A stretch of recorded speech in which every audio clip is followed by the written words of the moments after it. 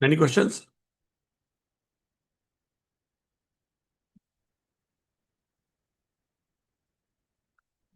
So, shall we continue with the electromagnetic induction? ठीक है guys. Orsted ने क्या देखा था जी? What was the Oersted experiment? याद है आपको?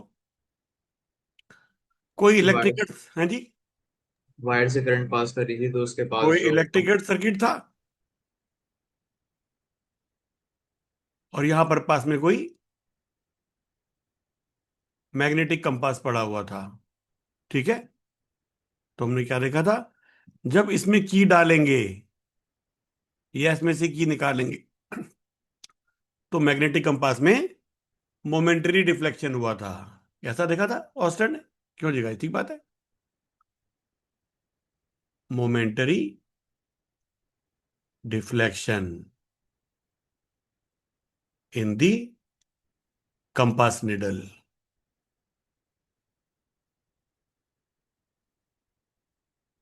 when the key when the key K, ये वाली K was inserted or removed in the nearby electrical circuit.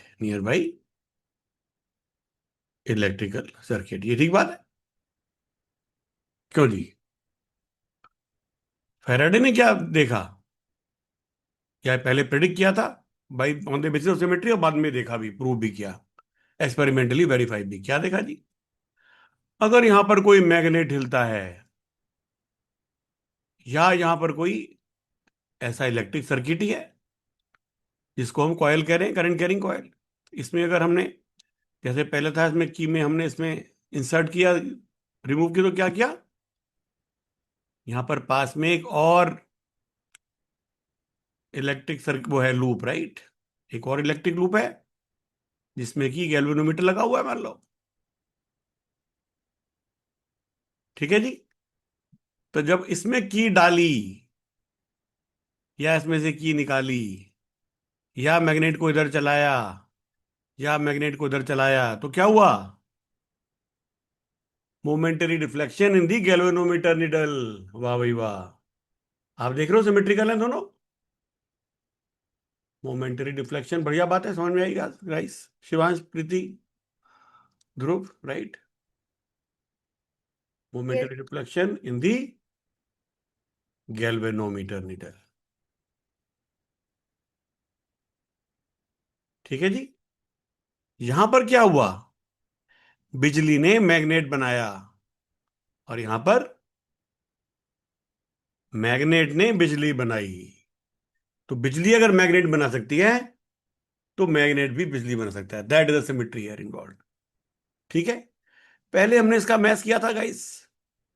इसका हमने मैथ किया था तो हमने क्या देखा था कि ये करंट कैरिंग लूप जो है कई कई शेप में हो सकता है लॉन्ग वायर की शेप में हो सकता है शॉर्ट वायर की शेप में हो सकता है सर्कल की शेप में हो सकता है सॉलिनॉइड की शेप में हो सकता है कुछ आर्क की शेप में हो।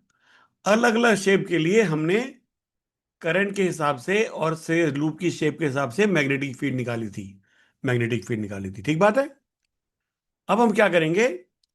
अब हम ईएमएफ कितना जनरेट हुआ, वोल्टेज कितनी जनरेट हुई, करंट कितना जनरेट हुआ, ईएमएफ, करंट, ये निकालेंगे बाय ये moving magnet.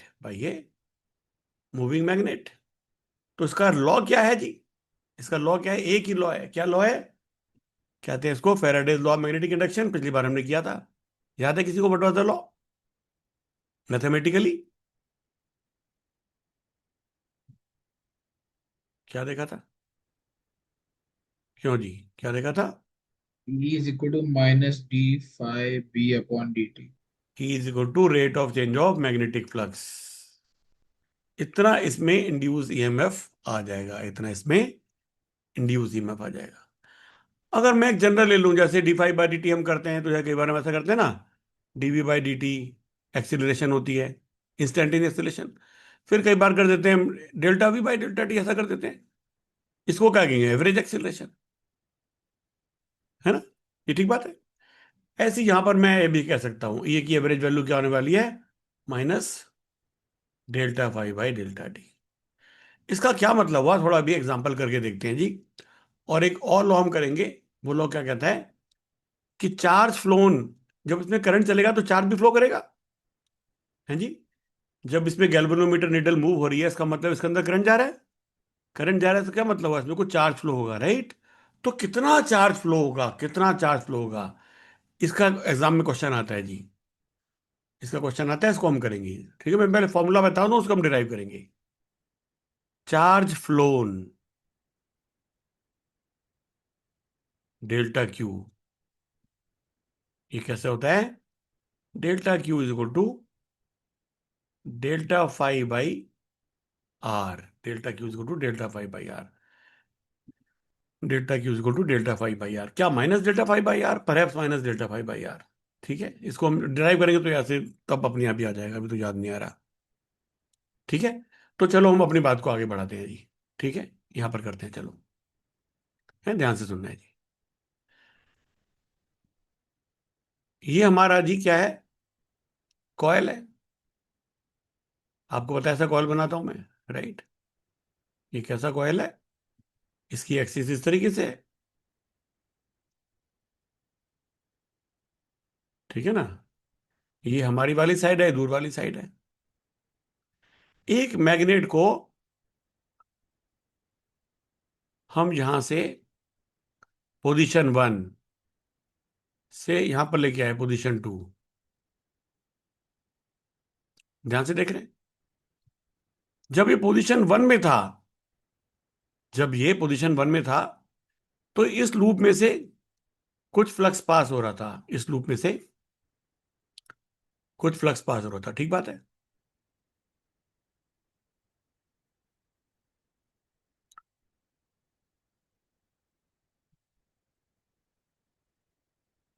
Any doubt, flux pass हो रहा था। जब ये पास में आ गया तब क्या हो जाएगा, ये फ्लक्स बढ़ जाएगा, कम हो जाएगा। अब क्या हो जाएगा, पास आ जाएगा तो देखो बढ़ अभी जाएगा। बढ़ जाएगा, राइट। तो अब ये ऐसे, फिर ऐसे, ये सब तो जा ही रहे थे, और जो थोड़े दूर जा रहे थे वो भी जा रहे हैं अब। देख रहे हो आप, अब ये फ्लक्स बढ़ गया, ये पहले नंबर वन ब्लैक वाले फ्लक्स है, और टू, ये ठीक है। मान लो ये मैग्नेटिक फ्लक्स है फाई टू, है जी। इसके यूनिट्स क्या होने वाले हैं फाई के, फाई मैग्नेट के यूनिट्स क्या होने वाले हैं, it is like B into A, right. तो shall I say it is tesla metre square. ठीक है, टेस्ला मीटर स्क्वायर। कुछ लोग उसको वीबर भी कहते हैं, वीबर, फाई को। और फिर बी को क्या कहते हैं, वीबर पर मीटर स्क्वायर। बी क्या हो जाएगी, वीबर पर मीटर स्क्वायर, देखा होगा अपने बुक्स में कहीं।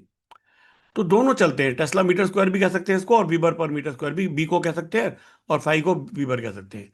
तो मान लो फाई टू था हमारा जी, फाई टू था हमारा, मान लीजिए 0.02 वीबर, जिसको मैं 0.02 टेस्ला मीटर स्क्वायर भी कह सकता हूं। और फाई वन था मान लीजिए 0.01 वीबर, या 0.01 टेस्ला मीटर स्क्वायर। ये मेरा पॉइंट पोजीशन वन से पोजीशन टू में लाने में, मैंने इसको लाने में मान लीजिए 1 मिली सेकेंड लगाया, इसको यहां से यहां तक लाने में 1 मिली सेकेंड निकाला। तो बताओ what will be the average voltage generated in this loop, पहला सवाल। एवरेज वोल्टेज या ईएमएफ कह सकते हैं, जनरेटेड इन द कॉयल। एक ही टर्न का कॉयल है, या नंबर ऑफ टर्न बढ़ा दूं, मान लो 5 टर्न का कर लेते हैं कॉइल्स। 5 टर्न है इसके अंदर, राइट। ऐसे 5 टर्न हैं, समझा रही, 5 टर्न कॉयल। तो 5 1 5 2 ये पर कॉयल है, ये पर लूप है, ये ध्यान से सुनना है। तो average VM generated the coil ये हमें निकालना है, ठीक है जी। तो 5 2 टोटल कितना हो गया, 0.02 तो 1 टन के लिए था, और ऐसे ऐसे 5 टन है, इंटू इंटू 5, 5। तो 0.1 वीबर हो गया ये। और 5 1 कितना था? 0.01 इंटू 5, ये कितना हो गया जी? 0.05 वीबर या टेस्ला मीटर स्क्वायर। तो डेल्टा फाइव कितना हो गया बोलो? डेल्टा फाइव कितना हो गया? डेल्टा फाइव कितना हो गया? 5 2 minus 5 1। 0.05। 0.1 minus 0.05, which is like 0.05, as you rightly said, कितना वीबर। तो ईएमएफ एवरेज कितना होता है? Minus of delta five by delta T. ये कितना हो जाएगा जी? Minus of 0.505 divide by delta T कितना था? 1 मिली सेकेंड। इसको यहां से जाने में 1 मिली सेकेंड का हमने टाइम लगाया, तो 1 × 10⁻³ ऐसा हो गया। तो कितनी वोल्टेज आ गई जी? 10⁻³ ऊपर जाके +3 बन जाएगा। 0.05 इंटू 10⁻³ कितना होता है? 50, राइट। तो 50 वोल्ट इसके अंदर एवरेज वोल्टेज इसके अंदर आ गई। 50 वोल्ट इसके अंदर एवरेज वोल्टेज आ गई। यहां तक समझ में आ गई बात है? सिंपल है कैलकुलेशन, राइट। ऐसा क्वेश्चन आता है जी, है कोई दिक्कत नहीं है, राइट। फिर कहेंगे भाई साहब, लूप का जो रेजिस्टेंस है, रेजिस्टेंस ऑफ द लूप में दे दूं यहां पर लिख रहा हूं आगे, ठीक है, इस जगह पे आर रेजिस्टेंस कितनी है? मान लो मैं कहूं इट इज 1 ओम पर लूप। तो बता सकते हैं आई कितना होने वाला है इसके अंदर? एवरेज करंट कितना होने वाला है इसके अंदर? कितना करंट हो जाएगा बताओ? है ना, आपने ओम लॉ सुना होगा, है ना। हाँ, तो बता सकते हैं करंट कितना होगा इसके अंदर। 50 वोल्ट की वोल्टेज जनरेट 50 हुई बाई 1। है जी। amperes. है जी। 50 amperes. और ध्यान से सोचो, रेजिस्टेंस कितनी है? 1 ओम पर लूप, और कितने लूप थे इसके अंदर? 10 है। 5 टर्न्स, राइट। यहां भी तो 5 से मल्टीप्लाई किया था, तो यहां पर कौन करेगा? तो आज टोटल कितनी हो गई? 10। 5 टन से 1 टन में 5 1 ओम है,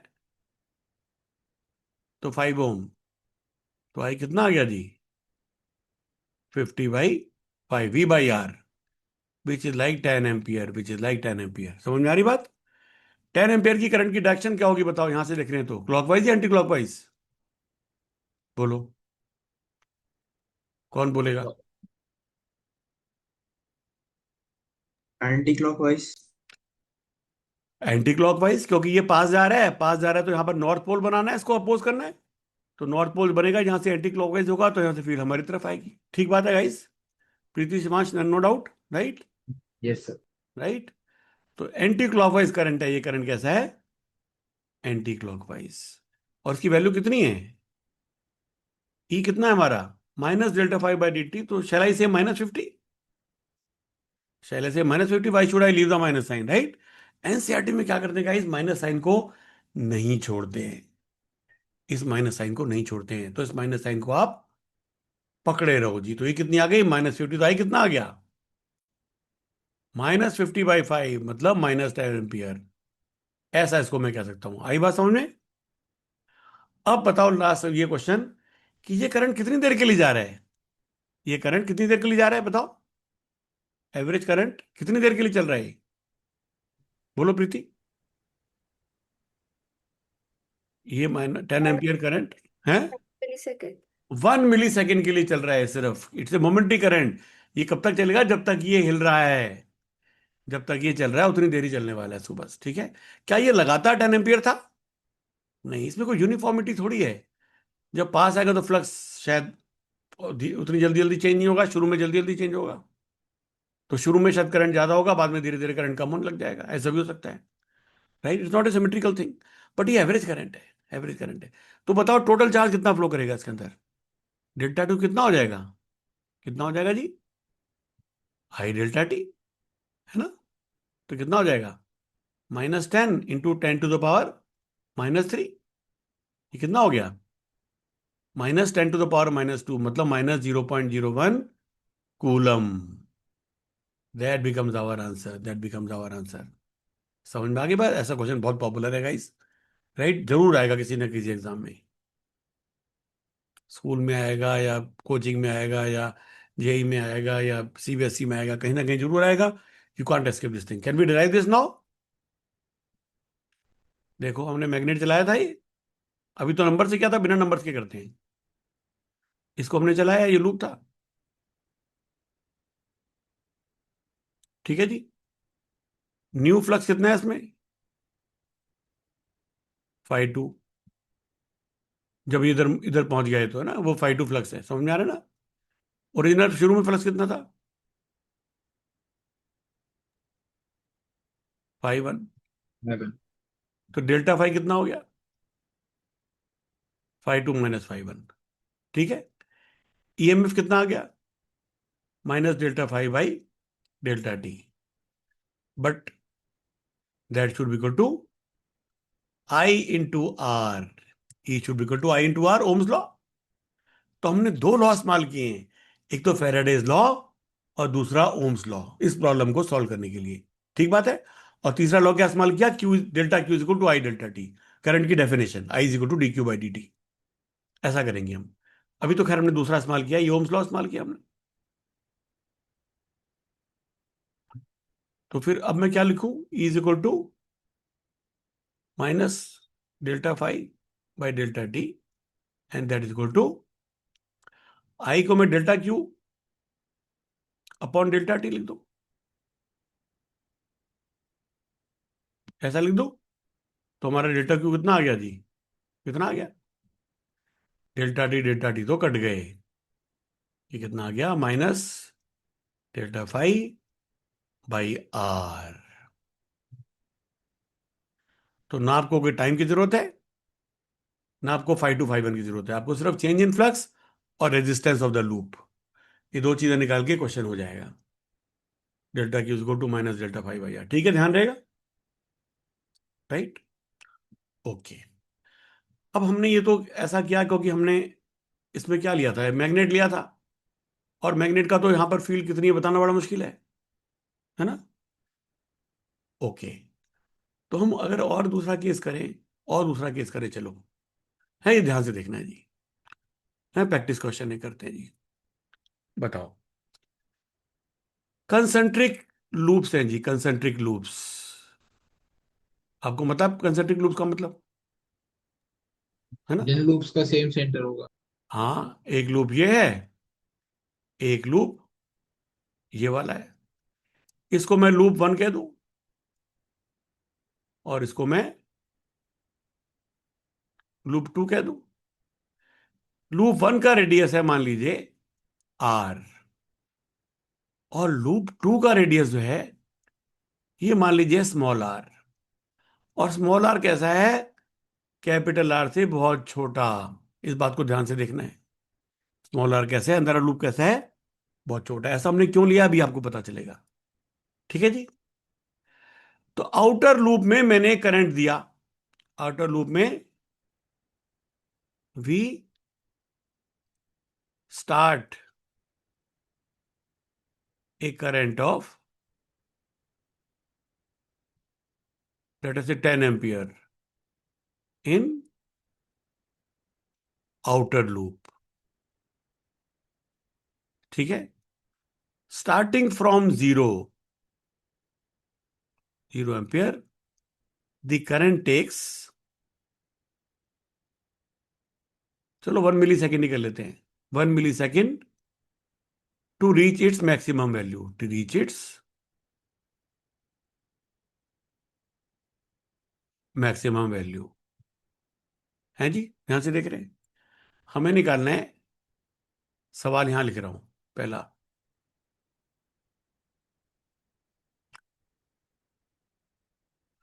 इनकी वैल्यू भी ले ले। मान लो मैं कैपिटल आर को ले लूं 1 मीटर और स्मॉल आर को ले लूं 1 सेंटीमीटर। तो कैपिटल आर बहुत बड़ा है ना, 100 गुना, 100 टाइम बड़ा है उससे, स्मॉल आर से। ठीक बात है।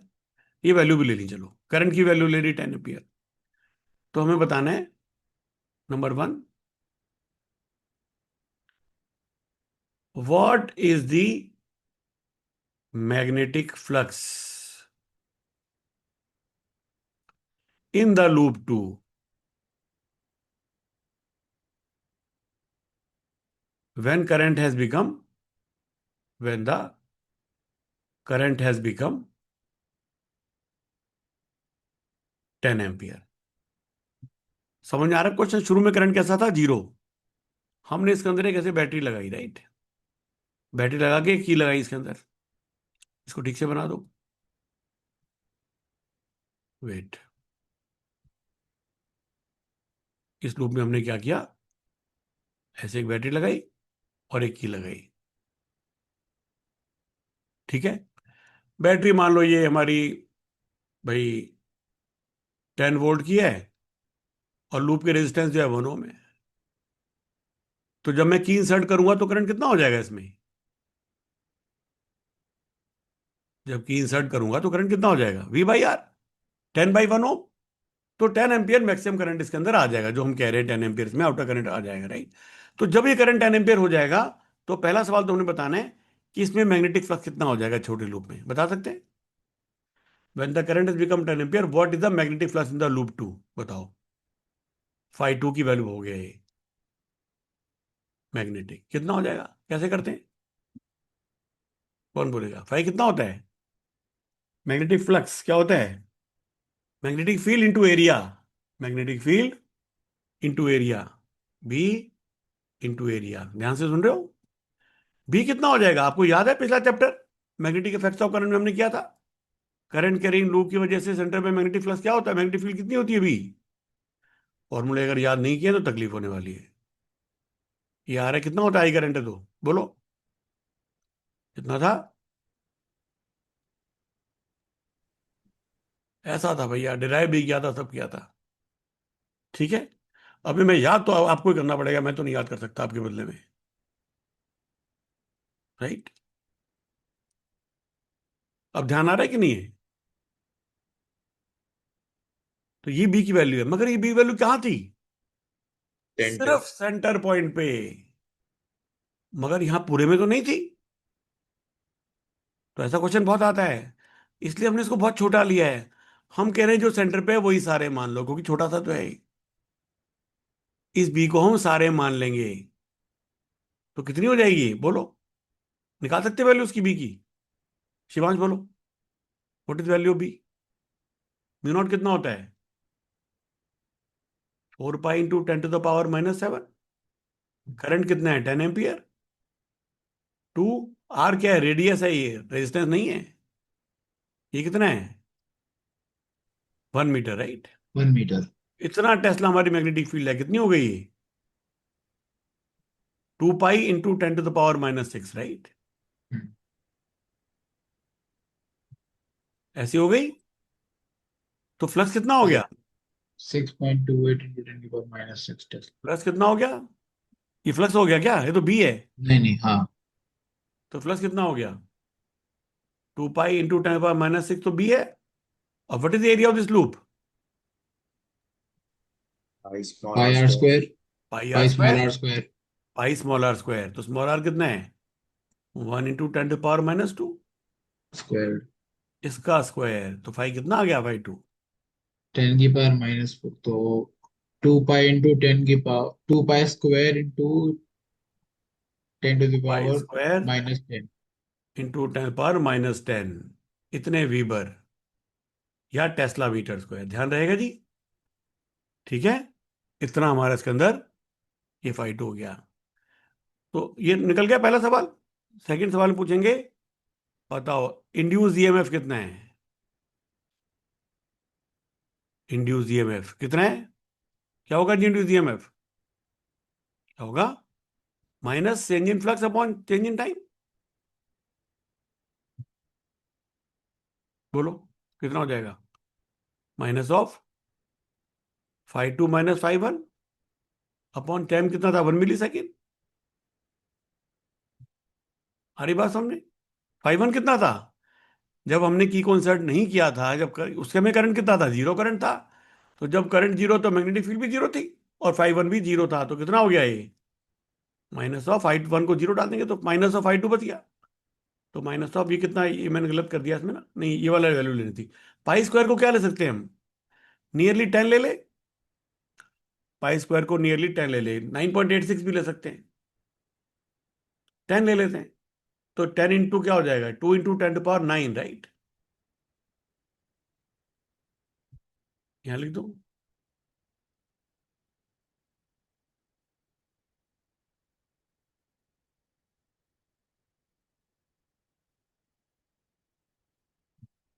डिवाइडेड बाई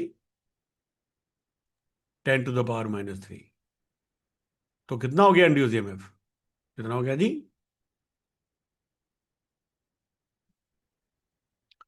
-2 इंटू 10⁻⁻6 वोल्ट, मतलब -2 माइक्रोवोल्ट, -2 माइक्रोवोल्ट। ठीक है जी, ये बात समझ में आ रही है, राइट?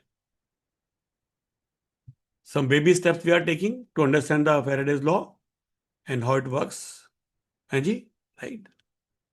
इसमें करंट की डायरेक्शन बता सकते हैं, इंड्यूस ईएमएफ की डायरेक्शन क्या है इसके कारण? मान लो मैं कहूं कि छोटे लूप का जो रेजिस्टेंस है ये 1 मिली ओम है, तो उसमें करंट निकाल सकते हैं हम? Current in the small loop बोलो।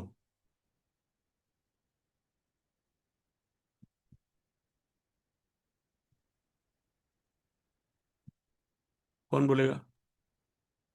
Current in the small loop कितना हो जाएगा? बोलो Shivansh. Mu naught I by 2 pi R. है जी, करंट क्या होता है लूप में? अच्छा, करंट। हाँ, क्या करंट हो जाएगा? ये वाला करंट तो इस तरफ था, हम्म। बताओ कितना करंट हो जाएगा? इतनी वोल्टेज है और रेजिस्टेंस कितनी है? इतनी। Voltage by resistance. Voltage by resistance कितना हो गया? -2 डिवाइड बाय 10⁻⁻3। -2 × 10⁻⁻6 माइक्रोवोल्ट था ना, डिवाइडेड बाई 1 × 10⁻⁻3, तो कितना हो माइनस गया ये? Minus -2 two into 10⁻⁻3। हाँ, -2 मिली एम्पियर। इतना इसके अंदर करंट हो गया, कितनी देर के लिए? 1 मिली सेकंड के लिए, 1 मिली सेकंड के लिए। ठीक है, राइट? चार्ज फ्लो कितना आ गया, टोटल चार्ज फ्लो?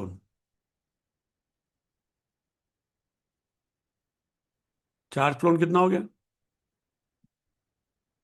बार बार क्यों बताना पड़ता है भाई, अभी थोड़ी देर पहले तो क्या था चार्ज फ्लो का क्वेश्चन, बोलो आप। चार्ज फ्लो कितना होगा, आई डेल्टा टी? कितना हो गया? -2 × 10⁻⁻3 तो आई है, और डेल्टा टी कितना है, 10⁻⁻3 सेकेंड। कितना हो गया ये? -2 × 10⁻⁻6 coulomb, which is like -2 micro coulomb. This is the charge flow, है? नोट करना आराम से, क्वेश्चन आते हैं इसके, राइट? दूसरा मेथड, मैं चार्ज फ्लो कैसे निकाल सकता था? -डेल्टा φ/r, ऐसा भी तो कर सकता था। तो डेल्टा φ तो हम पहले निकाल चुके हैं, -डेल्टा φ, ये था -delta φ, -2 × 10⁻⁻9।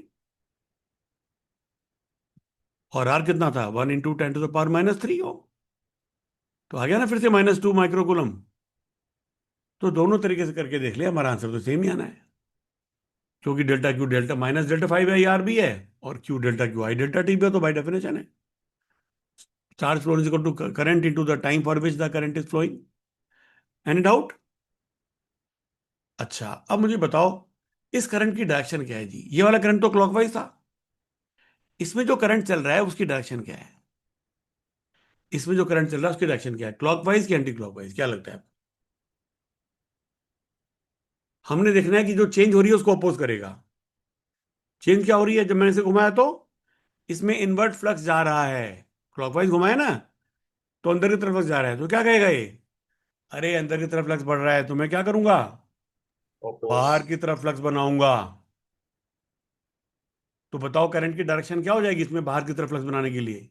Anti clockwise. Anti clockwise. तो यहां पर मुझे लिख देना चाहिए करंट इन द स्लोप, जहां मैं लिखा था -2 मिली एम्पियर, तो यहां मुझे लिख दे करंट कैसा है, इट इज एंटी क्लॉकवाइज। ठीक है, इस क्वेश्चन में हमने सारे एलिमेंट्स मोर और लेस टच कर लिए फैराडेज लॉ के। आगे तो सिचुएशन हम नई नई करते रहेंगे, मैथ्स करते रहेंगे, बट बेसिकली फिजिक्स वाली बात हमारी बहुत सारी हो गई है इसके अंदर। और फोर्थ इस चैप्टर में और भी नई फिजिक्स भी आई, और भी फिजिक्स आएगी अभी जो हम करेंगे अभी। Any doubt? This question is good, आपको समझ में आ गया? राइट। कैसे फेराडेज लॉ काम करता है, कैसे फॉर्मूला इस्तेमाल करते हैं, E is equal to minus D five by D T. या तो फॉर्मूला पता हो फाई का फंक्शन ऑफ टाइम, तब तो डिफरेंशिएट करेंगे, और अगर नहीं पता है तो फिर minus delta five by delta T करेंगे। ठीक है। कोई ऐसा भी कह सकता है, एक मैग्नेट कोई है, मैग्नेटिक फील्ड, वो किसी लूप के पास में जा रही है, और फाई जो है as a function of time, it is given as 2t²। Phi as a function of time, phi या फिर B as a function of time, या चलो phi as a function of time is given as 2t² milli webers. तो बताएंगे find induced voltage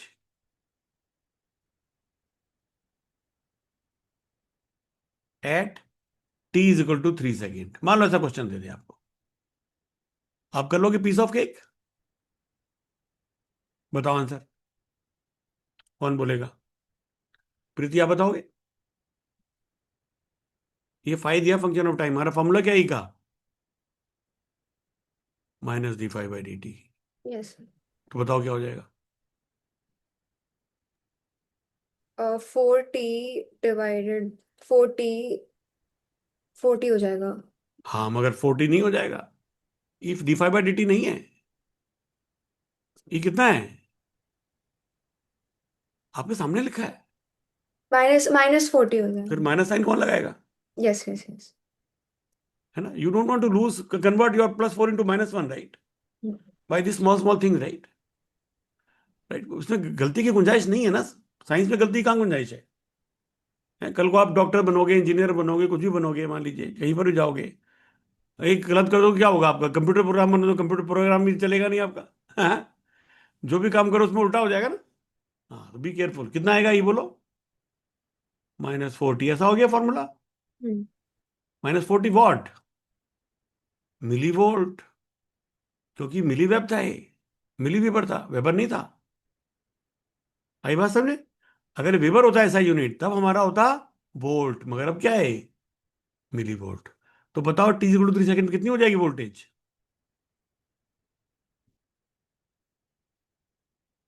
क्या हो जाएगी? -12।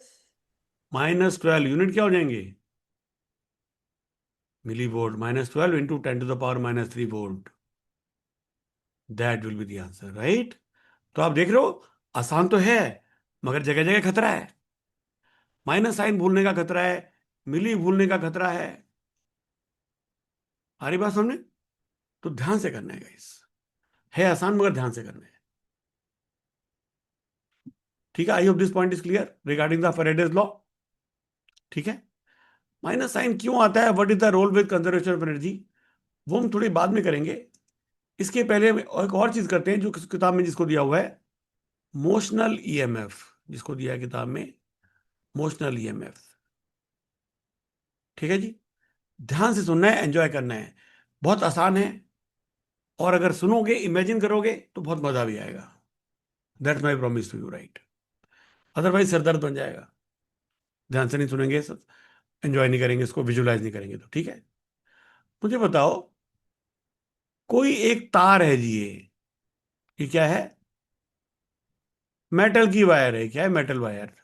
जैसे हमने शॉर्ट वायर पढ़ा था ना चैप्टर 4 में, मैग्नेटिक इफेक्ट्स ऑफ करंट में, शॉर्ट वायर, ये सी शॉर्ट वायर है, मान लीजिए ए बी लेंथ है इसकी, ए बी एल लेंथ है इसकी, wire of length L metre. ये वायर v वेलोसिटी से ऐसे जा रही है जी, v मीटर पर सेकंड से किस तरफ जा रही है? किस तरफ जा रही है? आई डायरेक्शन में, राइट? वायर की लेंथ किस तरफ है? अलोंग द जे लाइट, ऐसे, इस तरीके से, सही बात है। मान लो मैग्नेटिक फील्ड इस तरीके से है जी, ये वायर कहां मूव कर रही है? In the plane of paper, wire of length L metre moving in the plane of the screen, in the plane of the computer screen, plane of the screen, at v meter per second toward right. ठीक है जी. Magnetic field in the region in which the wire is moving. Magnetic field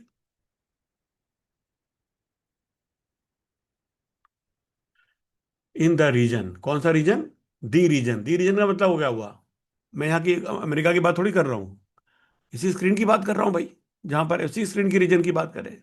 magnetic field in the region is uniform, सारे में uniform है, and equal to B tesla, equal to B tesla, right. And direction is cross. इसका मतलब क्या हुआ? ऐसे magnetic field है जी, ऐसे ऐसे मैग्नेटिक फील्ड है जिसमें कि ये वायर चल रही है, जिसमें कि ये वायर चल रही है, जिसमें कि ये वायर चल रही है. ध्यान से देख रहे हैं. ये फील्ड की डायरेक्शन क्या है? क्रॉस से क्या पता चलता है हमें? Can you tell me what is the direction of this field in terms of I J K? Minus K cap. It is minus K cap, right, because it is inward. तो B कितनी है? Minus K cap, right. ऐसे. तो इसमें क्या मजेदार बात होती है, वायर के दोनों एंड्स के बीच में एक पोटेंशियल डिफरेंस आ जाता है. A potential difference is produced, an EMF is induced, an EMF is induced, an EMF is induced across the ends of the wire. Across the wire कह सकते हैं, across the wire, across, ठीक है, across the ends of the wire, right. Wait.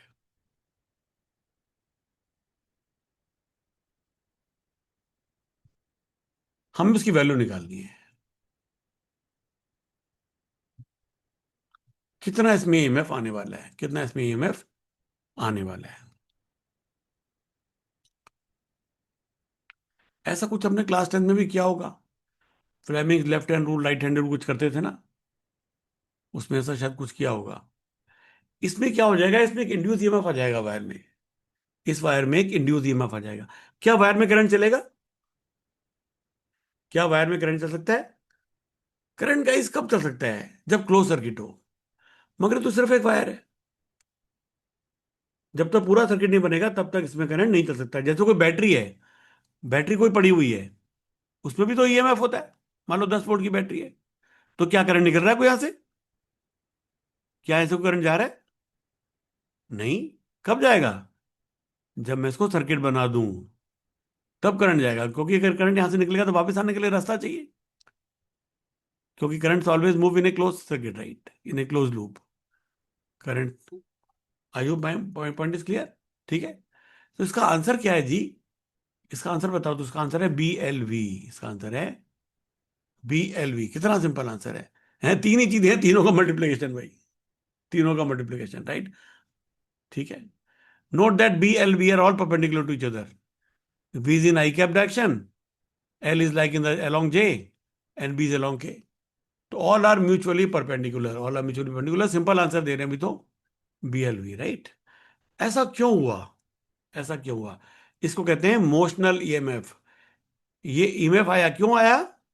Because of the motion of the wire. तो if we move something, if we move a conductor, let us say, yeah, it must be a conductor. If we move a conductor, what is the moral of the story?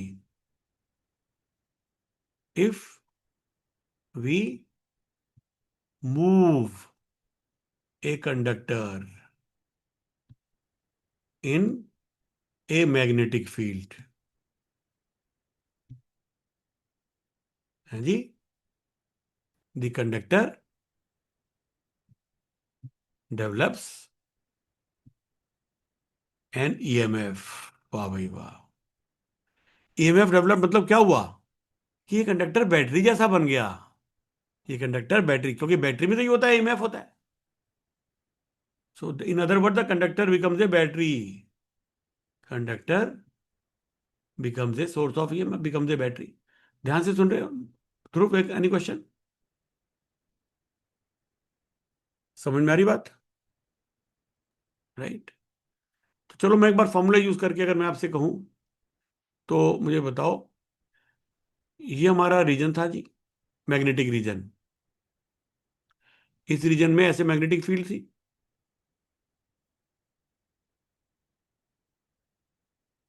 इस B की value थी मान लीजिए 1 Tesla. Wire की length है 1 metre. Wire की length है 1 metre. और इसकी वेलोसिटी है मान लीजिए 40 मीटर पर सेकेंड। ठीक है। तो ईएमएफ कितना आ जाएगा इसमें? ईएमएफ कितना आ जाएगा? 40 volts. V 40 L V 1 × 1 × 40। 40 volt का इसके अंदर ईएमएफ आ जाएगा। 40 वोल्ट का इसके अंदर ईएमएफ आएगा। कई बात समझे? अच्छा, मान लो कुछ ऐसा होता है कि जहां से मैं कॉपर की तार लगा सकूं इसके साथ। ये भी मैंने कॉपर वायर लगाई। ये तो कैसी है? Copper wire. कॉपर वायर का क्या मतलब होता है? उसकी रेजिस्टेंस कैसी होती है कॉपर की?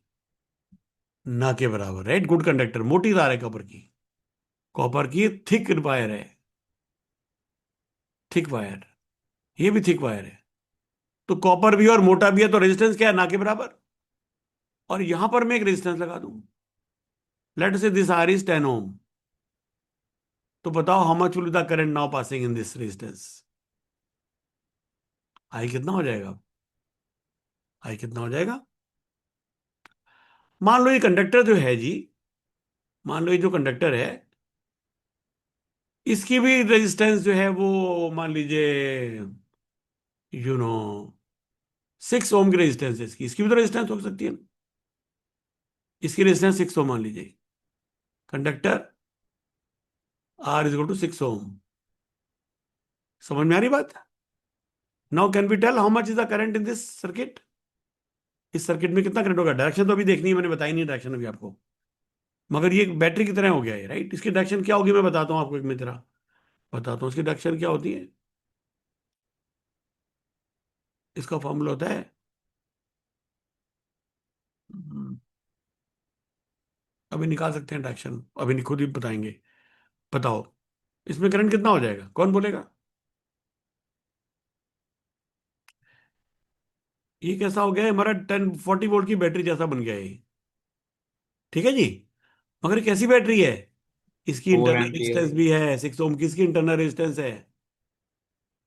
और एक्सटर्नल रेजिस्टेंस कितनी लगाई है हमने? 10 ओम। तो करंट कितना आ गया जी? मान लो ऐसे लग रही है तो कितना आएगा करंट? 40 by कितना आ गया? 40 by 40. 14। सम करने में प्रॉब्लम 60. है? हाँ जी। हाँ, इतना पैनिक मत हो। 40/16, It's राइट। इतने एम्पियर कितना हो गया ये? 2.5, राइट। ऐसा इसके अंदर करंट चलने लगा। कितनी देर तक चलेगा ये? जब तक ये इसके अंदर मूव कर रहा है विद द 40 मीटर पर सेकेंड, उतनी देर ये करंट चलता रहेगा। उतनी देर ये करंट चलता रहेगा। जब यहां से बाहर निकल जाएगा तब क्या हो जाएगा? जब ये वायर वहां से बाहर निकल जाए तब क्या होगा? तब करंट बंद हो जाएगा। क्योंकि अब ये मैग्नेटिक फील्ड में नहीं चल रहा है। खाली चलने से थोड़ी है मैग्नेटिक फील्ड में चलना आ गया। ये समझ में आई बात? You understand this numerical? Right. अब हमें थोड़ा सा एग्जामिन करना है कि क्यों हो रहा है, ऐसा क्यों हो रहा है, ईएमएफ इसके अंदर क्यों बन रहा है। और ये प्लस बैटरी का किधर बनेगा, किधर पॉजिटिव टर्मिनल बनेगा, किधर नेगेटिव टर्मिनल बनेगा। ये तो मैंने अंदाजे से बना दिया बिना कैलकुलेशन के। दिस में भी रॉन्ग। अभी हम निकालेंगे तब पता चलेगा। सीखें इस चीज को? सीखें इस चीज को? अच्छा जी, याद करो आप। याद करो। बताओ, डायग्राम फिर से बनाता हूं। क्या बनाया था हमने? ऐसा मैग्नेटिक रीजन था। इसके अंदर क्या बनाया हमने? अंदर की तरफ मैग्नेटिक फील्ड है। ठीक है, सारे में नहीं बना रहा क्योंकि फिर क्लटर हो जाएगा। मुझे तो जहां लिखने की जगह चाहिए। ये हमारी तार थी जी। ये हमारी तार थी। ठीक बात है। किधर जा रही थी ये? ऐसे जा रही है 40 मीटर पर सेकंड से। ऐसे जा रही है 40 मीटर पर सेकेंड से। ध्यान से देखना है, ये तार की सीधी मेटल की वायर है, कैसी है? मेटल वायर है, तो उसके अंदर क्या है? इसके अंदर क्या चीज है? बोलो, मेटल क्यों लेते हैं हम? ऐसी क्या चीज होती है जो मेटल में होती है बाकियों में नहीं होती? फ्री तो, है जी, फ्री इलेक्ट्रॉन्स। Free electrons. इसके अंदर क्या है? इसके अंदर भाई साहब ये फ्री इलेक्ट्रॉन्स हैं, इसके अंदर ये फ्री इलेक्ट्रॉन्स हैं, इसके अंदर ये फ्री इलेक्ट्रॉन्स हैं, इसके अंदर ये फ्री इलेक्ट्रॉन्स है, ठीक बात है। इसके अंदर ये फ्री, इन पे कितना चार्ज, कैसा चार्ज होता है फ्री इलेक्ट्रॉन पे? कैसा चार्ज होता है? नेगेटिव चार्ज होता है, आपको पता है, ई माइनस चार्ज होता है। -1.6 × 10⁻⁹ ऐसा इस पे चार्ज होता है। बात समझ आ रही है? राइट। अब मुझे बताओ, यहां पर तो मैग्नेटिक फील्ड थी, तो जब ये वायर चल रही है, तो क्या मैं ऐसा नहीं कह सकता कि ये जो क्यू चार्ज है, इलेक्ट्रॉन, ये ऐसा जा रहा है v वेलोसिटी से? पिछला चैप्टर याद करो, what is the force on a moving charge? क्या होता है फोर्स ऑन मूविंग चार्ज? का फॉर्मूला होता है? QE। क्या होता है? ये ई तो है नहीं, यहां पर मैग्नेटिक फील्ड मूव कर रहा है, force on moving charge in magnetic field B. क्या होता है? ई क्या होता है? Plus V force equal to Q into V cross B. V cross B. ठीक है प्रीति, समझ में आई बात है? You know this right? हाँ हाँ, रिफ्रेश करो, पिछला चैप्टर करो। अभी तो एग्जाम तो खैर अभी आपके हुए नहीं है, बट जो भी है, ये फिर सिलेबस छूट जाएगा, वरना आप एग्जाम के चक्कर में आगे वाला तो करना पड़ेगा, राइट?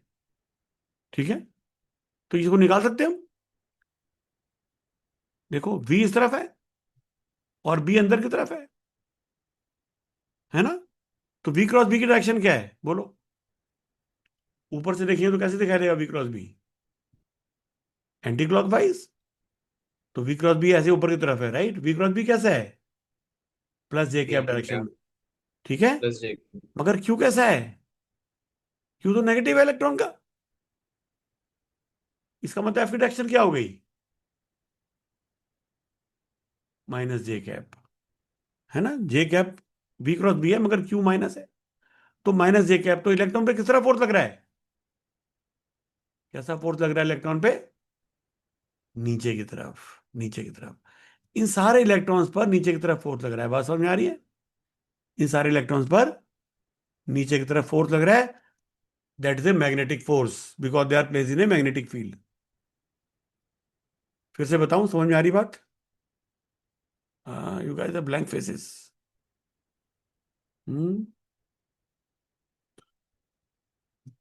ये तो याद है ना, Q into V cross B. V cross B vector product निकालना, डायरेक्शन कैसे पता है ना? ए क्रॉस बी करना है, ए से बी की तरफ घुमाओ राइट हैंड को, तो अंगूठा बताएगा, या फिर स्क्रू की तरह घुमाओ, या वैसे याद कर लो, एंटी क्लॉकवाइज मतलब हमारी तरफ, क्लॉकवाइज मतलब हमसे दूर, ऐसे समझ लो। तो अगर मैं ऊपर से दिख रहा था, एंटी क्लॉकवाइज दिख रहा था मुझे, तो मेरी तरफ है। तो V cross B upward, but minus of V cross B will be -J, right, नीचे की तरफ। तो इलेक्ट्रॉन कहाँ कह रही है वायर, क्या कह रही है इलेक्ट्रॉन्स को, फ्री इलेक्ट्रॉन्स को? अरे फ्री इलेक्ट्रॉन तुम नीचे चले जाओ, फ्री इलेक्ट्रॉन तुम नीचे चले जाओ। अरे ये बात समझे? तो यहां पर क्या होगा? यहां फ्री इलेक्ट्रॉन जमा हो जाएंगे, तो यहां पर क्या आ जाएगा? नेगेटिव टर्मिनल आ जाएगा। और ऊपर कैसा आ जाएगा? फिर पॉजिटिव आ जाएगा। एक एंड नेगेटिव हो जाएगा, तो दूसरा एंड, यहां पर एब्सेंस ऑफ फ्री इलेक्ट्रॉन हो जाएगी, फ्री इलेक्ट्रॉन नीचे चले गए, तो यहां पर फ्री इलेक्ट्रॉन कम हो गए। फ्री इलेक्ट्रॉन कम हो तो क्या हुआ? प्रोटॉन तो थे ना, न्यूक्लियस तो था, एटम तो थे, तो यहां पर पॉजिटिव चार्ज आ गया और यहां पर नेगेटिव चार्ज आ गया। ध्यान से सुन रहे हैं? अब सवाल यह कि सिलसिला कब तक चलता रहेगा? कितने फ्री इलेक्ट्रॉन नीचे जाएंगे? क्यों जी? क्या जाते ही रहेंगे नीचे? अगर जाते रहेंगे तो बहुत चार्ज जमा हो जाएगा, लेकिन फिर एक और प्रोसेस स्टार्ट हो जाएगा। जब यहां फ्री इलेक्ट्रॉन ज्यादा जमा हो जाएंगे, तो जो और फ्री इलेक्ट्रॉन आ रहे हैं उनको रिपेल करेंगे, उनको रिपेल करेंगे। आई बात समझे? अरे तुम बताओ, यहां पर तो भीड़ हो गई है। आई बात समझे? हैं, बस में होता है ना, रोडवेज की बस में लोग चढ़ जाते हैं, या ट्रेन में कई बार होता है रिजर्व में, खैर आप लोगों को तो एक्सपीरियंस नहीं होगा इस चीज का। तो उसमें चढ़ जाते हैं लोग, खुद तो चढ़ जाते हैं, फिर कहते हैं अब तो बहुत भीड़ है भाई, और मत आओ लोग, राइट? तो इलेक्ट्रॉन खुद तो पहुंच गए, बाकियों कह रहे हैं मत आओ, यहाँ बहुत भीड़ है भाई, राइट? इनको रिपेल कर रहे हैं, इनको डिस्करेज कर रहे हैं, उनको मना कर रहे हैं। क्या मना करने का तरीका है? क्या मना का तरीका है? देखो, ये वायर थी, यहां पर कोई माइनस चार्ज जमा हो गया, और यहाँ पर प्लस चार्ज जमा हो गया। ठीक है जी। तो ये वायर के अंदर एक इलेक्ट्रिक फील्ड आ गई। इलेक्ट्रिक फील्ड आ गई पॉजिटिव से नेगेटिव की तरह। ई की वैल्यू कितनी हो जाएगी? ई की वैल्यू कितनी हो जाएगी? हाँ जी। ई की वैल्यू कितनी हो जाएगी? मान लो पोटेंशियल डिफरेंस वी है, तो ई की वैल्यू कितनी हो जाएगी? We by L. हरी बात समझ में? L is the length of this wire, है ना। ई क्या होता है? Potential gradient, right. Potential difference divide by the length, इतना ही पोटेंशियल आ जाएगी। तो अब इन फ्री इलेक्ट्रॉन जो मूव कर रहे हैं उन पे फोर्स कैसा लगेगा? ये फ्री इलेक्ट्रॉन है जी, ये कह रहा था मैं नीचे जाना चाहता हूं, मगर इसके ऊपर इलेक्ट्रिक फील्ड इस तरफ है, तो उसमें फोर्स क्या लगेगा? जो थोड़ी देर पहले प्रीति बोल रही थी, फोर्स क्या लगेगा? Q into E. Two E. Q into E, तो क्यू कितना था इसका? Minus E, right. Minus E ऐसा। ई नीचे की तरफ थी, तो फोर्स कैसा हो गया? ऊपर की तरफ। और ये फोर्स और ये वाला फोर्स, जब ये दोनों बराबर हो जाएंगे तो इक्विलिब्रियम आ जाएगा। एट इक्विलिब्रियम,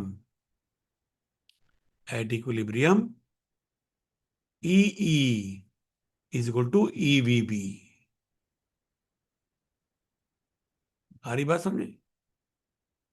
वी कितना था? V by L is equal to E into E the electronic charge. ऐसा हुआ। तो वी कितना आ गया जी हमारा? कितना आ गया? ये ई तो कट गए, वी कितना आ गया? B L V. यही हम डिराइव किया है, ये पहले बताया था बिना डिराइव किए, है ना। ये हमने कैलकुलेट भी किया था, बीबीएल भी। इतना इसके दोनों एंड के बीच में पोटेंशियल डिफरेंस आ गया, इनका इतना दोनों एंड के बीच में पोटेंशियल डिफरेंस आ गया। इस पोटेंशियल डिफरेंस क्या कहेंगे हम? जब चार्ज नहीं फ्लो करता, what is how EMF define? It is the potential difference between the ends of a battery when no current is being drawn through it. तो उसमें कोई करंट तो अभी जा नहीं रहा, तो यही ईएमएफ है, यही ईएमएफ है। तो इसको मैं ईएमएफ भी कह सकता हूं। तो this is a guys the derivation of motional EMF. This is the derivation of motional EMF when a wire of length L, which is in this direction, velocity is in this direction, and the magnetic field is in the third direction. B is perpendicular to L, is perpendicular to V. Mutually perpendicular जब है तो formula क्या हो जाएगा? B L V. अगर mutually perpendicular ना हो तब ये फॉर्मूला थोड़ा सा बदल जाएगा, मगर let us not worry about so much, क्योंकि इतने मुश्किल क्वेश्चन आते नहीं है, right.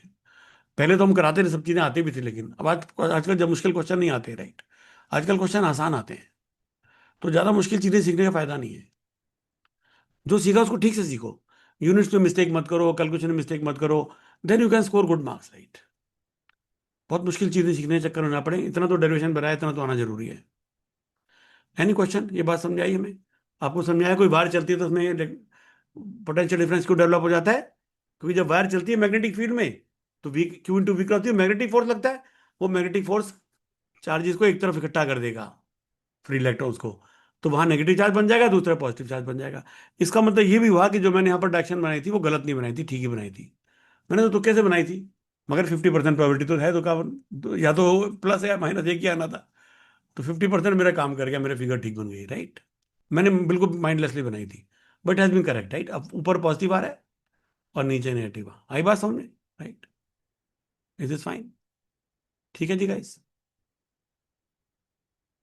Any questions?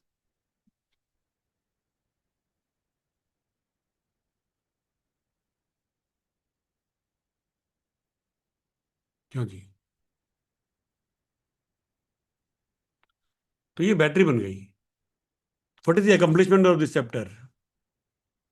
Making a source of electrical energy. हमने बैटरी बनाई इसमें, डीसी बनाई इसमें, तो मोशनल ईएमएफ पे। आई बात समझे? अब आप कहोगे भाई साहब ये क्या बात हुई यार, हम तो फेराडेज लॉ पढ़ रहे थे, हम तो कहते हो rate of change of magnetic flux in A loop. यहां तो ना आपने कोई लूप बनाया ना तो कुछ बनाया, फिर भी कहते ईएमएफ आ गया बिना लूप के भी। ठीक बात है ध्रुव, राइट। Yes, sir. तो अब देखो, इसको हम एक और तरीके से इमेजिन करेंगे, सेम इशू को, सेम प्रॉब्लम को एक और तरीके से करेंगे, right. Same problem, another perspective, same thing, another perspective है। ध्यान से सुनना है जी।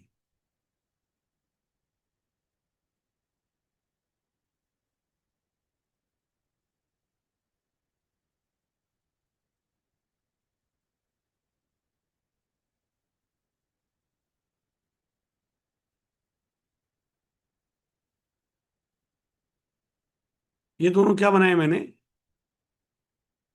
मेटल की मोटे मोटे रॉड्स। ये क्या बनाई है? Thick metal rods. ये वाली मिला के क्या है ये बताओ? क्या है ये? क्या चीज बनाई है? Thick metal rod. Thick metal rod. क्या ये रेल की पटरियां जैसी लग रही हैं? तो कुछ लोग इसको रेल्स भी कहते हैं, कुछ लोग इसको मेटल रेल्स। अब रेल तो मेटल की होती हैं और मोटी भी होती है, ऐसा। ऐसी हमने मेटल की रेल्स बनाई है। ठीक है जी। ओके। इस एंड पे हमने एक रेजिस्टेंस लगा दी। ये हमने एक आर लगा दी रेजिस्टेंस इनके बीच में। ठीक है। ये हमारी एक मेटल की रॉड है, कॉपर की रॉड है, कोई मेटल की रॉड है। दिस इज ए, ये क्या बनाया है? ये क्या है? It is a metal wire भी कह सकते हैं इसको। Metal wire which can slide over the rails. एक एक शब्द ध्यान से सुनना है वरना समझ में नहीं आएगा। Which can slide over the rails, you understand? Slide over the rails क्या मतलब हुआ? No friction. ये वायर है, ये इसके ऊपर ऐसे चल सकती है, इसके ऊपर चल सकती है। ये वायर इसके ऊपर चल सकती है। जैसे वायर यहां पर है तो यहां पर जा सकती है, ऐसे जा सकती है। कहने का मतलब ये वायर जो है ये यहां पर भी हो सकती थी, है जी। यहां पर भी हो सकती थी, ऐसे जा रही है। मान लो यहां पर थी पहले, चलो ऐसा मान लेते हैं। अब इसकी वेलोसिटी है इस तरफ, इसकी यहां पर ऐसे वेलोसिटी है v मीटर पर सेकेंड, और इसकी लेंथ है l। तो ये पिछले जैसा ही हो गया ना, wire moving in magnetic field, ऐसा ही हो गया कि यहां पर बीच में मैग्नेटिक फील्ड है, चलो ऐसे बिटवीन द रेल्स। तो क्वेश्चन को इंग्लिश में लिखूं? अभी तो डिस्क्राइब कर दिया। इंग्लिश में देखिए, एग्जाम में तो इंग्लिश में आएगा। क्या लिखेंगे इसके अंदर? An inward uniform magnetic field exists in the region between two thick parallel metal rails. ठीक है। And a wire, straight wire, and a straight ना भी हो तब भी एक्चुअली फर्क नहीं पड़ता, तो मैं ना भी लिखूं तब भी ठीक है। पर फर्क क्यों नहीं पड़ता वो बाद में बात करेंगे। And a wire of length L, straight ही होगी पड़ी तभी इनका। We can say parallel metal rails. L is the separation between the rails. L is the separation between the rails. L is the separation between the rails. L metre मतलब is the separation between the rails. समझ आ रही बात? And a wire of length L is moving toward right at V meter per second. At V meter per second. At V meter per second. बात समझ में आ रही है? Right. हमें निकालना है आर को ले लो, मान लीजिए मैं, अभी तो ये लिया हमने। Find current in the resistance, find magnitude and direction of current in the resistance R, in the resistance R, R ohm। Question समझ में आ गया आपको? कोई बोलेगा मुझे? कैन यू से the question? What is the question? Someone try, paraphrase करो क्वेश्चन को, क्या समझ आया? What's happening here? बताओ, बता रहे हो तो बताओ, नहीं तो फिर आगे बढ़े। नहीं? ये ऐसा ही था, सिमिलर सा है ना ये। इसमें भी वायर चल रही थी। क्या ये दोनों, जो मैंने कहा था थिक कॉपर, क्या ये रेल जैसे नहीं है? राइट, इस क्वेश्चन में कोई फर्क नहीं है ना? बड़ी थोड़ा सा देखिए इसमें, अब क्या करेंगे हम? अब क्या करेंगे हम बताओ? इसमें देखो, उसके दो तरीके हैं। एक तरीका तो हमने जो पहले किया वही है। हम कहेंगे इसके, इसमें ईएमएफ कितना आ जाएगा? ई विल बी BLV। तो करंट कितना आ जाएगा? BLV/R। तो that is the answer, right. What is the direction of current? Direction of current क्या हो जाएगी? ये रेल 1 है, ये रेल 2 है।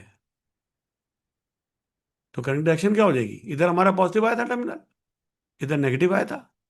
तो पॉजिटिव से करंट निकलेगा और नेगेटिव में करंट एंटर करेगा यहां से, यूं। ऐसे इसके अंदर करंट चल रहा है, राइट। ऐसे इसमें करंट चल रहा है। क्या करंट चेंज होगा जब ये मूव करेगा? नहीं, as long as the magnetic field is there everywhere. आपको समझ में आ गया? This is what is the direction of current, बोलो। डाउनवर्ड या अपवर्ड?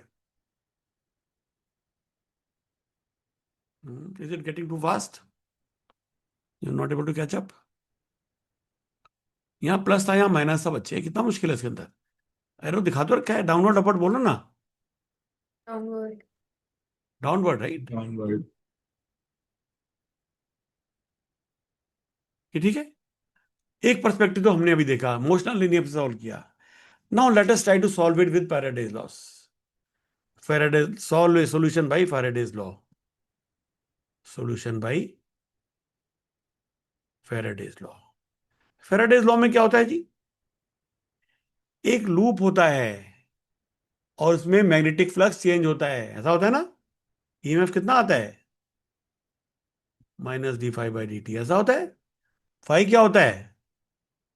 किसी लूप में कितना मैग्नेटिक फ्लक्स पास कर रहा है, कितनी magnetic field multiplied by area. आई बात समझे?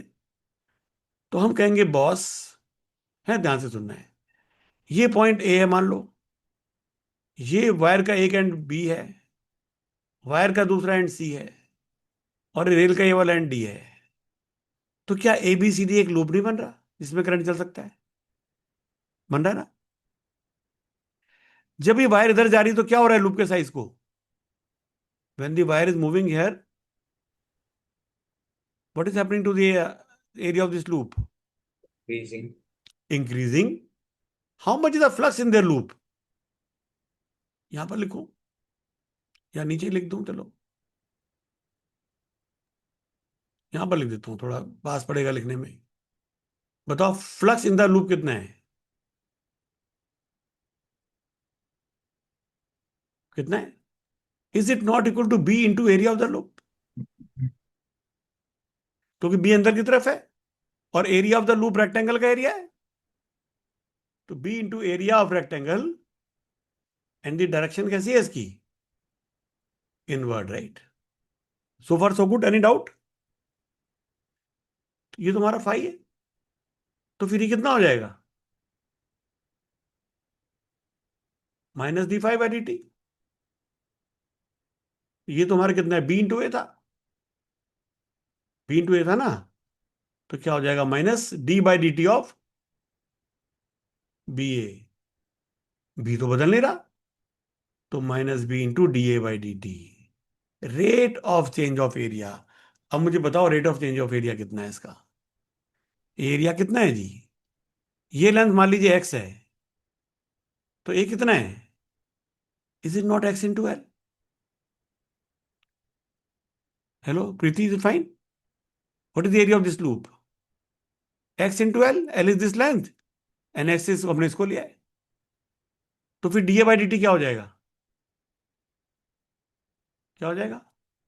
L तो चेंज नहीं हो रही, क्या हो जाएगा?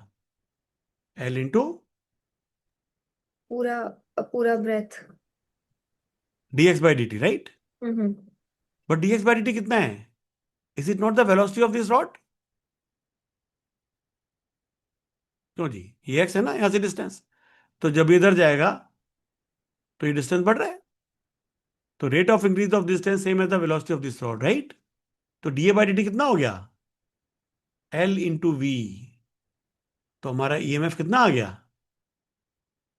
-B into L into V minus B into L into V minus B L we.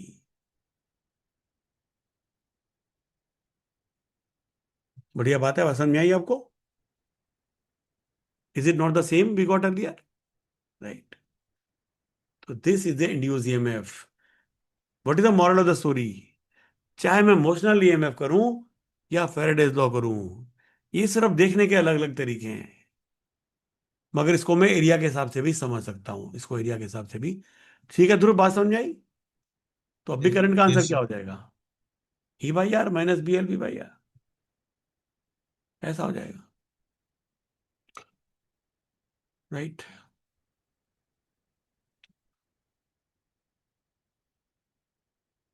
Any questions? Right. थोड़ी सी एनर्जी और लगाओ इसमें, एनर्जी कंसिडरेशंस करें इसमें हम क्वेश्चन में, इसी से हम लॉ लेंस लॉ समझेंगे। व्हाट्स हैपनिंग टू एनर्जी, मुझे बताओ।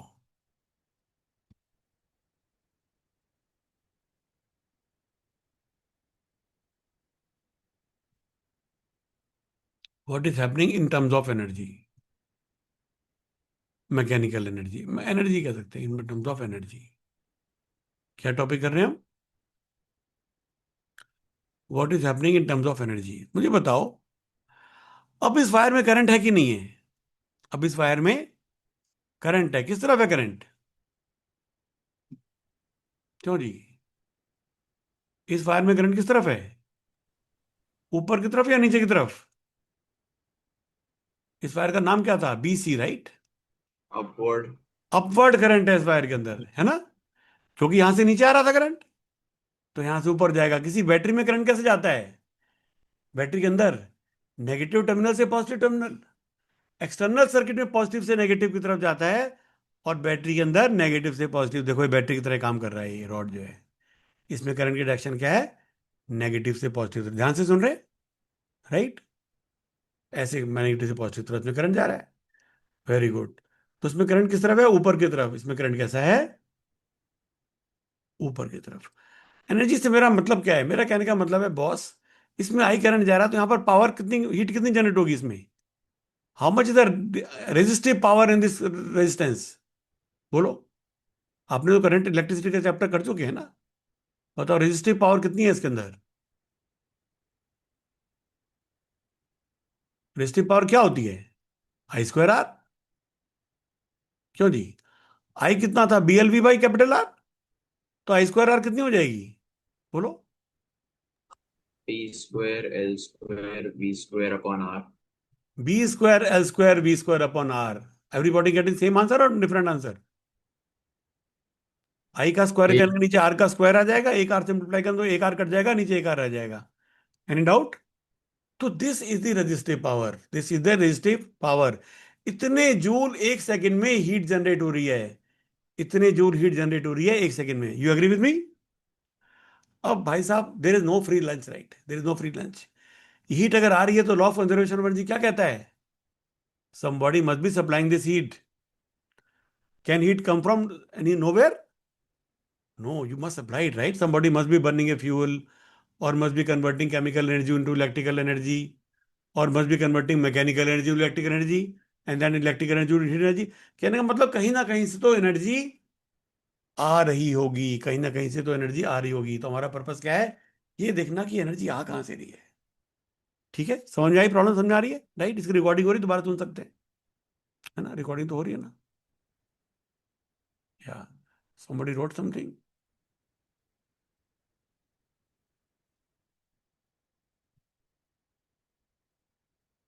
अच्छा, वो डाला था आपने, ओके, नाइस।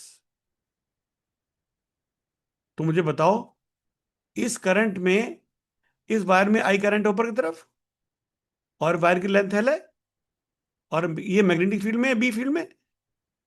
तो क्या इसके ऊपर मैग्नेटिक फोर्स नहीं लगेगा? याद है आपको मैग्नेटिक फोर्स क्या लगता है किसी वायर के ऊपर? क्या लगता है? P I L. B I L, I into L cross B. याद है ये? देख रहे हो आप, इस चैप्टर का पिछले चैप्टर का चोली दामन का साथ है, राइट? पिछले चैप्टर के बिना इस चैप्टर को हम नहीं समझ सकते। हमने इसका बी भी निकाली सर्कुलर लूप में, और हम आई एल बी का फॉर्मूला लगा रहे हैं उसके पहले हम Q into V cross B का फॉर्मूला भी लगाया था। तो ये दोनों चैप्टर जुड़े हुए हैं, क्योंकि पहले का उल्टा ही तो है ये। हमने क्या देखा, पिछले चैप्टर का उल्टा है। फेराडे ने कहा जब सीधा हो सकता है तो उल्टा भी हो सकता है, सिमेट्री लगेगी। तो जब उल्टा करें तो पिछला चैप्टर आएगा तभी तो उसको उल्टा करेंगे। Make sense? तो बताओ ये फोर्स कितना लग रहा है, बी आई एल, ऐसा फोर्स लग रहा है कि नहीं? और इसकी डायरेक्शन किस तरफ है? डायरेक्शन किस तरफ है जी, बताओ? आई की डायरेक्शन में एल है और बी अंदर की तरफ है। तो एल क्रॉस बी की क्या डायरेक्शन है? यहां से देखूं तो मुझे क्लॉकवाइज दिख रहा है। ये डायरेक्शन है फोर्स की। ऐसा इसके ऊपर मैग्नेटिक फोर्स लग रहा है। ऐसा इसके ऊपर मैग्नेटिक फोर्स लग रहा है, कितना है, माइनस आई कैप डायरेक्शन में। हरी बात समझ में, राइट? ये छोटी छोटी सीखने पड़ेंगे गाइस। इसमें मेहनत नहीं करोगे, डायरेक्शन नहीं निकालोगे, फिर एग्जाम में कुछ भी नंबर नहीं आएंगे। और कर लोगे तो फुल मार्क्स भी आ सकते हैं, है ना? हाँ। तो आरएस करोगे तो बहुत महंगी कीमत चुकानी पड़ेगी। हम तो हर साल देखते हैं भाई, कुछ बच्चे इतना अच्छा कर लेते हैं, कुछ बिल्कुल भी नहीं कर पाते। क्या कर सकते हैं?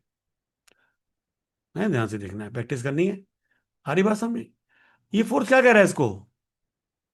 इसको स्लो कर रहा है। हरी बात समझ में? याद आ गया आपको? इंड्यूस ईएमएफ क्या करता है? जो होता है उसको रोकता है। हमें पहले ही समझ जाना चाहिए था। वो क्या रहता है, ये वायर इधर जा रही है, तो क्या करे, वायर तुम इधर मत जाओ, तो उसके ऊपर उल्टा फोर्स लगा रहा है। तो उसका रीजन समझा है आपको? It is a magnetic force which is acting on it, right? इतना फोर्स लग रहा है। मगर हम तो इसकी वेलोसिटी मेंटेन किए हुए हैं। हम तो इसकी वेलोसिटी मेंटेन किए हुए हैं, वी मीटर पर सेकेंड कांस्टेंट वेलोसिटी से लेके जा रहे थे इसको। ठीक है ध्रुव? इसका मतलब क्या हुआ? जो इसको लेके जा रहा है wire, external agency, that must be applying equal and opposite force. Equal and opposite force. Equal and opposite force, that is plus B I L I. Plus B I L I cap direction में, right? Must be applied, must be applied by the external agency which is causing the motion. वो external agency मैं भी हो सकता हूं, अगर मैं उसको हाथ से पकड़ के लेके जा रहा हूं तो मुझे मसल से लगाना पड़ेगा फोर्स को। कितना फोर्स लगाना पड़ेगा, बी आई एल। जैसे जब मैग्नेट को हम चला रहे थे तो हमने कहा था ना, उसको अपोज कर रहा है, नॉर्थ पोल जा रहा है तो नॉर्थ पोल बना रहा है, तो उसको चलाने के लिए फोर्स लगाना पड़ेगा। तो फोर्स क्यों लगाना पड़ा समझ में आएगा। Must be applied by the external agency. ठीक है जी? तो एक्सटर्नल एजेंसी क्या कर रही है इस वायर के ऊपर? इस वायर के ऊपर एक्सटर्नल एजेंसी ऐसा फोर्स लगा रही है, F, which is equal to B I L. और ये वी वेलोसिटी जा रहा है। तो बताओ power delivered by the external agency कितनी हो गई? Power provided supplied by the external agency कितनी होती है? पावर का क्या फॉर्मूला होता है? Force into velocity. तो फोर्स तो है बी आई एल और वेलोसिटी है वी। इतनी एक्सटर्नल एजेंसी पावर लगा रही है, इतनी एक्सटर्नल एजेंसी पावर लगा रही है। कितनी लगा रही है? B I L into V. B I L into V, ठीक बात है?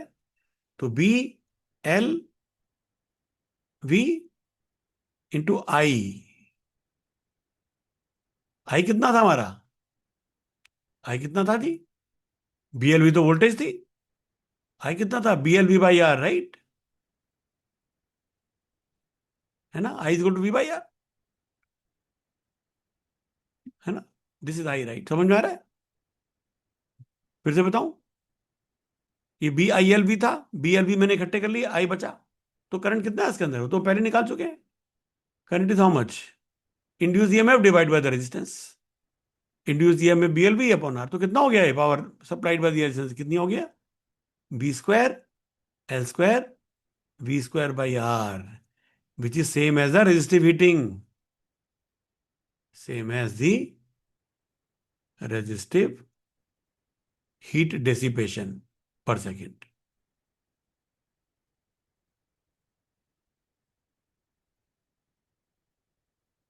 ये निकाला था heat dissipation per second, B square L square V by are. Same answer यहां पर आ रहा है, B square L square V by R, right? इसका मतलब क्या हुआ?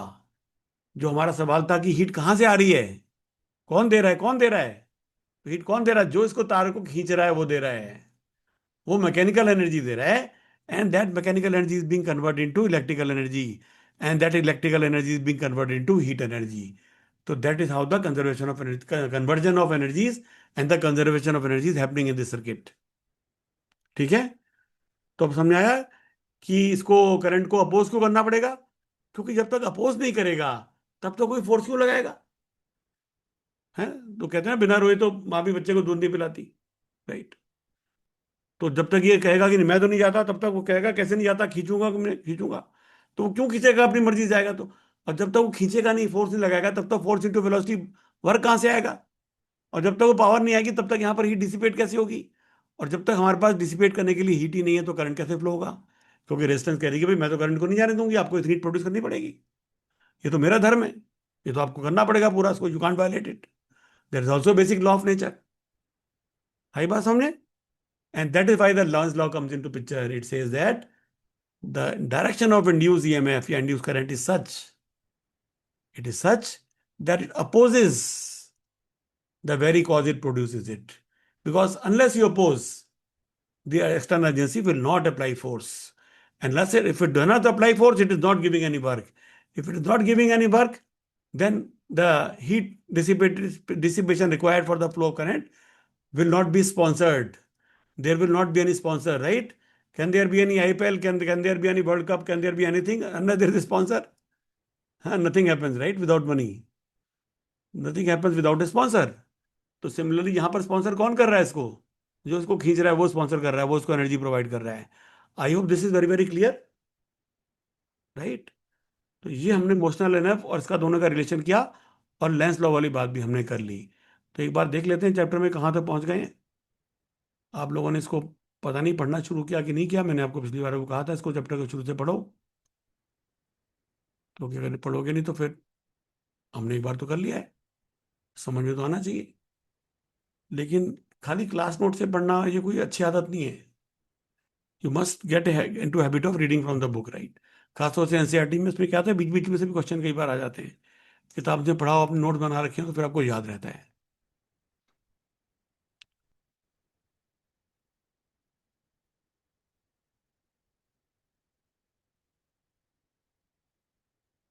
हम देखें हम कहाँ तक पहुंच गए हैं इसमें.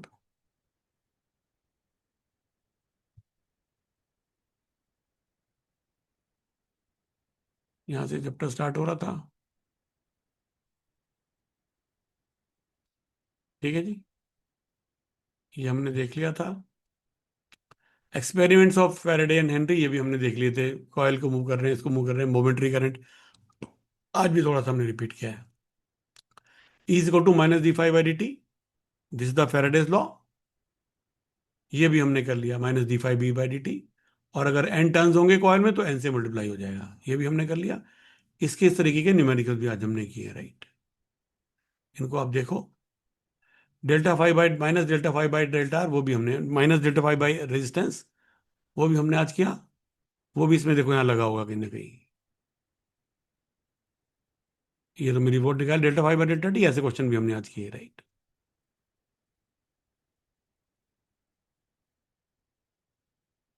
लेंस लॉ कंजर्वेशन एनर्जी ये भी हमने अभी डिस्कस किया. ठीक है. आज शाम अभी क्लास के एंड में हमने डिस्कस किया है थ्रू एन एग्जाम्पल. ये हम पिछली बार कर चुके थे.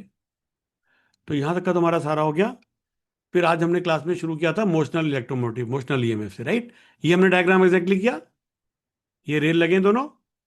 ये इन्होंने ऐसा बना दिया, इसमें कोई करंट नहीं बनाया तो उसके अंदर इन्होंने रेजिस्टेंस इसमें लगा दी होगी, यहाँ पर नहीं लगाई है, इसमें रेजिस्टेंस ले ली होगी, उससे भी काम चल जाएगा. मगर कुछ लोग यहाँ पर रेजिस्टेंस लगा देते हैं जैसे मैंने लगाई थी. ठीक है.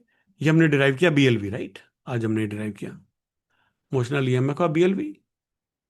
और हमने वर्क भी देखा उसके अंदर बीएल है ना, BLV into Q. Q charge अगर फ्लो करेगा, ऐसा हमने किया, हमने डेरिवेशन की. अब ये एक और केस है, ये हम नेक्स्ट टाइम कर सकते हैं. इसमें रॉड घूम रही है. मैंने कहा था ना इधर जाएगा तो थोड़ी देर रुक जाएगा, फिर कहाँ तक जाएगा, फिर वापस आना पड़ेगा. ऑसिलेटरी मोशन से रोटेशनल मोशन अच्छा होता है. तो ये कैसा है, रोटेशनल ईएमएफ. इसको क्या कहेंगे हम, रोटेशनल ईएमएफ, ये कोई ज़्यादा मुश्किल नहीं है, मगर इसको नेक्स्ट क्लास में हम कर लेंगे, इसका फॉर्मूला भी बता देंगे नेक्स्ट टाइम रोटेशनल ईएमएफ का। ठीक है, ये हमने भी करना है। इसको आप देख सकते हो, समझ में आ जाएगा, ज़्यादा मुश्किल नहीं है, पर फिर भी एनर्जी कंजर्वेशन एक क्वांटिटेटिव स्टडी, ये हमने अभी आज कंप्लीट की। ये हमने निकाला था ना, B² ये हमने निकाली थी पावर I²R। तो ये पोर्शन भी हमने आज कर लिया, राइट। ये भी हमने किया -ΔΦ/R, है ना, मैग्नीट्यूड ऑफ चार्ज जो फ्लो कर रहा है इसके अंदर, ये क्लास के शुरू में किया था। ये हमने वायर चला रही है, ये सब भी हम कर चुके हैं, राइट। ओके, तो नेक्स्ट टाइम रोटेशनल में बताएंगे, ये वाला डायग्राम देख लो, अदरवाइज वो नेक्स्ट टाइम करेंगे। ये एक क्वालिटेटिव डिस्कशन है एडी करंट्स का, इसमें न्यूमेरिकल नहीं है, इसको हम नेक्स्ट टाइम डिस्कस करेंगे। और उसके पहले वो वाला डायग्राम, एक दो चीज़ें छोटी छोटी डिस्कस करेंगे। उसके बाद हमें इंडक्टेंस पे आना है जी। इंडक्टेंस क्या होती है, ये इंपॉर्टेंट है, अगले चैप्टर में कहा इंडक्टेंस। तो सेल्फ इंडक्टेंस, म्यूचुअल इंडक्टेंस, बस ये हमारा मेन बचा है इसके अंदर। सेल्फ इंडक्टेंस, म्यूचुअल इंडक्टेंस, ये एक क्लास में हो जाने चाहिए दोनों। AC generator, I think maximum 2 classes we should be able to complete it, right? Which is good news, right? That means by the end of this month we should be able to complete the alternating currents also, which is not bad. जुलाई में अगर हमारा हो जाता है alternating current तक। Try to not miss classes. We have already missed a few. Any questions? Shall we stop? Okay, thank you. I'll send you an assignment. Thank you, sir.